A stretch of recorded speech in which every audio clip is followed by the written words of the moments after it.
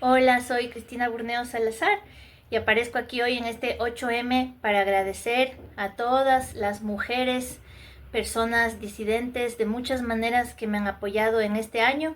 Este año que pasó yo hice una denuncia por acoso laboral y violencia política de género en la Universidad Andina Simón Bolívar, donde fui docente titular durante 9 años en el área de letras y estudios culturales. Mi denuncia en marzo anterior condujo a mi despido en diciembre de 2024, o sea, 9 meses después. Es siempre una tarea darle contenido a esas denuncias, porque si no se vuelven retóricas, se vuelven propaganda, eslóganes, y creo que eso también es parte de la lucha política. Yo denuncié acoso laboral en mi trabajo siendo docente en el escalafón más bajo de los que hay en la universidad, porque me vi bloqueada para hacer mi trabajo libremente, sobre todo mi trabajo feminista en el área donde trabajé, letras y estudios culturales. Entonces denuncié a 3 docentes de esa área: su actual director, su actual coordinador de la maestría en literatura y su actual coordinador de la cátedra de estudios indígenas. ¿Por qué hice esto? O sea, ¿qué significa acoso laboral? Por ejemplo, cuando quise ampliar estudios de género hacia estudios trans, epistemologías trans, y quise promover el ingreso, permanencia y presencia de personas trans en el área y en la universidad, tanto en nuestra área como en toda la universidad, y que fuera un espacio seguro, se implicó que yo falsifiqué documentos para, como me dijo mi director de área, favorecer a un estudiante en particular, que era un estudiante trans. Me dijo que yo tenía intereses particulares en ese estudiante. Cuando quise también objetar algunas borraduras de los estudios, en los estudios de género en sílabos, contenidos, etcétera, el director de área decía, por ejemplo, es que hay programas que son muy ideológicos. Peligrosamente, hay programas que se empezaron a tachar de ideológicos en términos de género. ¿Qué es eso? Ideología de género, ¿no?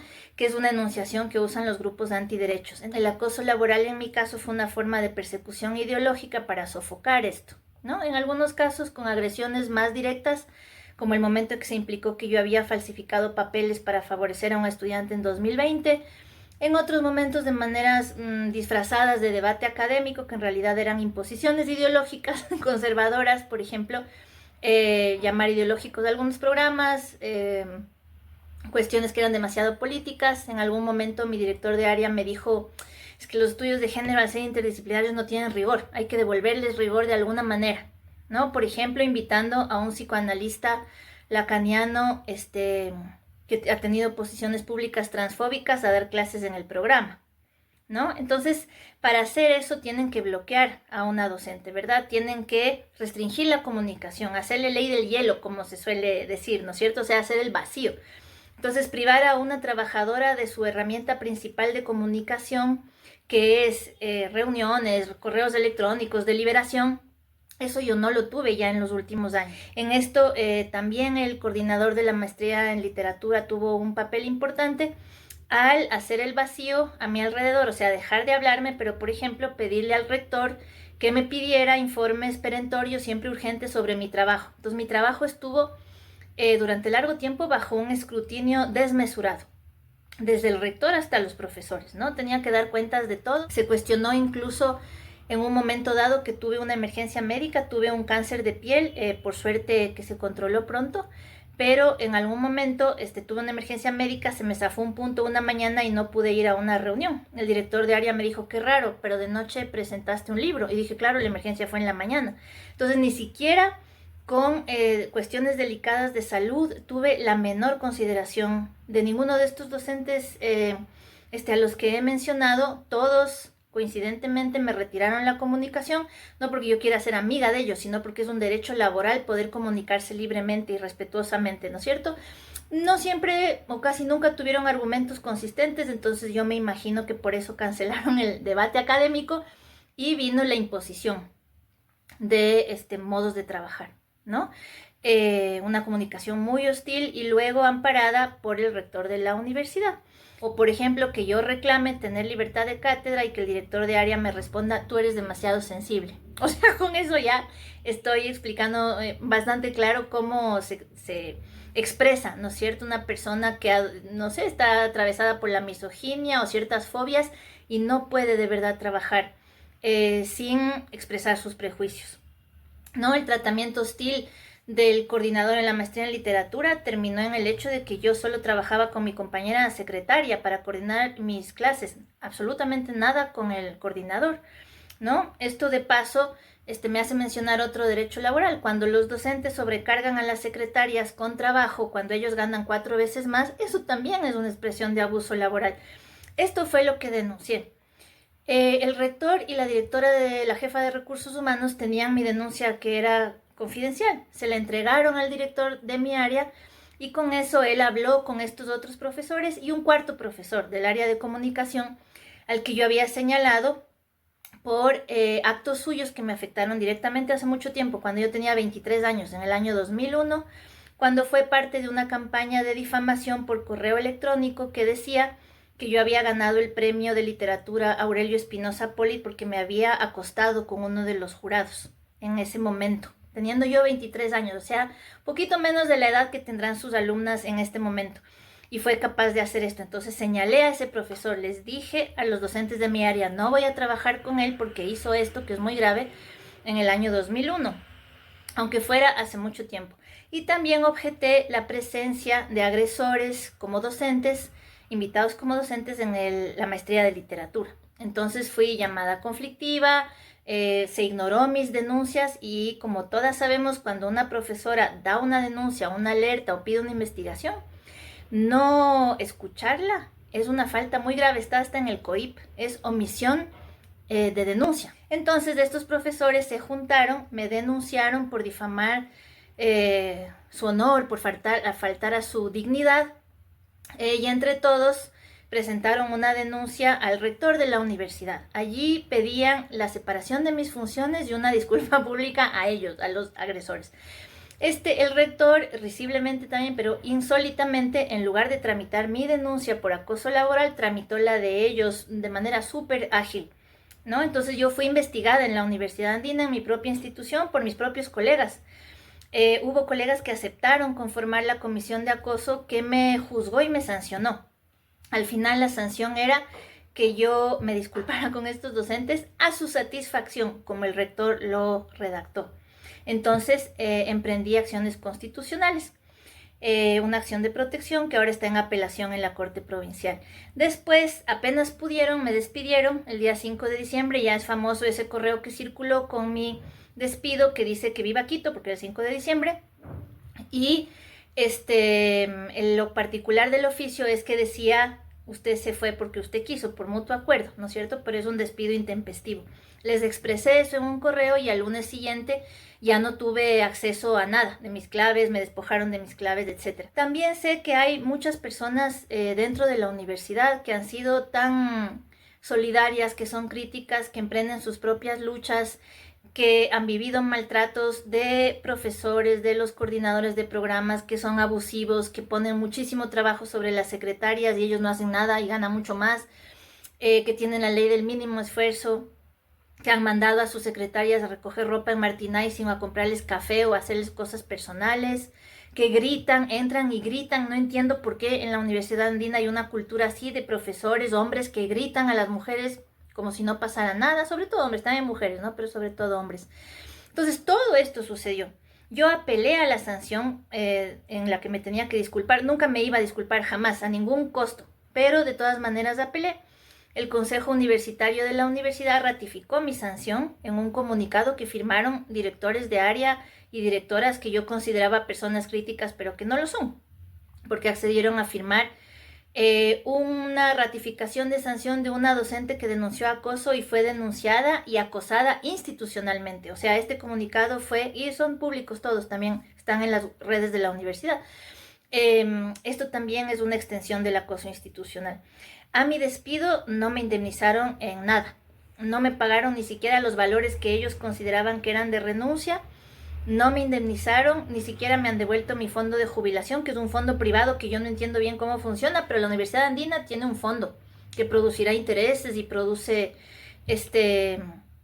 dinero, ¿no? Eso nunca se nos ha explicado bien, pero no me han devuelto nada de eso. ¿Por qué? Porque no quise firmar un acta de finiquito que tenía una cláusula de confidencialidad. Yo ya no me podía referir a estos hechos y además decía que era de mutuo acuerdo y eso es mentira.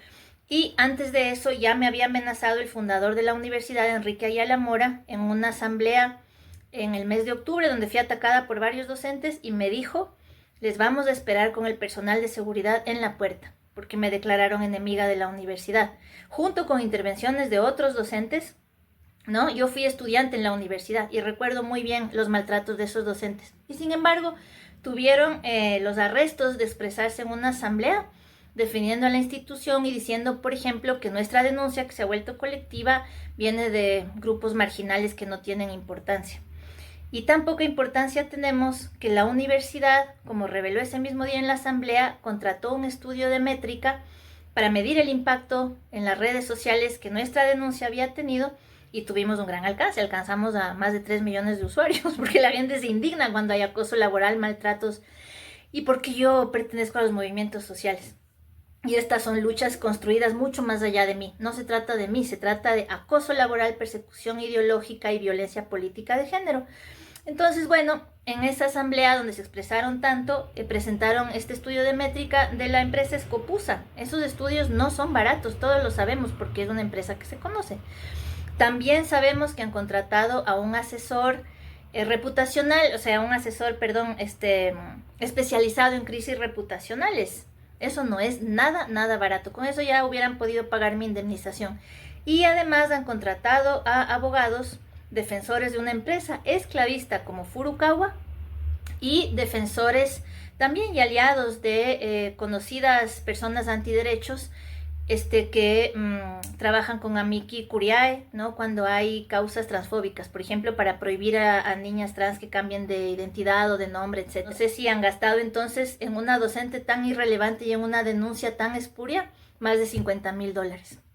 Eso también hay que decirlo en el 8M, porque se trata de derechos laborales y de cómo poderes tan ingentes, tan gigantes como el de la Universidad Andina ponen todos sus recursos sobre una sola docente, para que nadie más no denuncie, ¿no? Para que nadie más denuncie, perdón, nunca más, para que nadie más se exprese, porque además no soy la única. En el juicio, en la audiencia de acción de protección que nosotras presentamos en septiembre, fuimos 6 mujeres vinculadas a la Andina denunciando daños importantes: acoso laboral, violencia psicológica, hostigamiento y censura.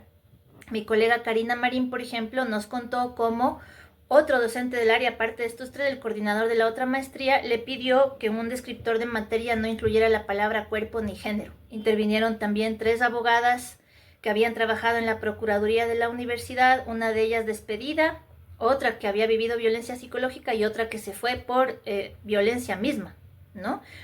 Y también testificó una docente ya hoy jubilada de la universidad sobre cómo, de tanto hostigamiento que sufrió, renunció como presidenta del comité de ética de la institución, que no tiene comité de ética. Se supone que hacemos una carrera académica con una motivación ética también y una motivación crítica. Eso es súper importante. Pero estos derechos laborales han sido vulnerados en la Universidad Andina de modos que de verdad yo no pensé que iban a tener sus autoridades. Su rector, no pensé que iba a satisfacer el pedido del director de mi área de Letras y Estudios Culturales de que yo fuera separada de mis funciones y que ofreciera una disculpa. Su exigencia tomó 8 meses. 8 meses de proceso, ¿no? No se demoraron mucho en satisfacer su pedido. No sé por qué. Por eso ahora la Universidad Andina está enjuiciada. Tenemos un proceso abierto vía constitucional que está en apelación en la Corte Provincial. Eso es muy importante porque también contiene elementos de persecución ideológica que se discute poco, ¿no? De libertad académica vulnerada. Hay un proceso laboral abierto en el Ministerio de Trabajo y también tendremos que asistir al acudir al Tribunal Andino de Justicia. Y también hay un proceso administrativo abierto porque yo había puesto... había pedido medidas de protección en la Junta Cantonal de mi ciudad porque sabía que me iban a seguir acosando, y en esa asamblea donde me hostigaron y me declararon enemiga de la universidad, yo tenía medidas de protección de la Junta Cantonal, ¿no? Y luego la jueza me las retiró.